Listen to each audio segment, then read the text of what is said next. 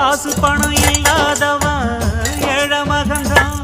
அவன் காட்டோரமா ரோட்டோரமா படுத்து தூங்குறான். சொத்து சொகம் உள்ளவனோ செல்வ மகன்தான். அவன் பஞ்சு மெத்த போட்டிருந்தும் முழிச்சு ஏங்குறான். எது மற்ற பேர்களுக்கு ஏது கவலை?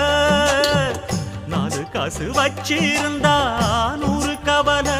இங்கு ஆசை வச்ச நெஞ்சுக்கெல்லாம் அமைதி இல்லையே. தேங்காய் பால், அப்பளம், வடை, சூடான அது என்ன வேலை?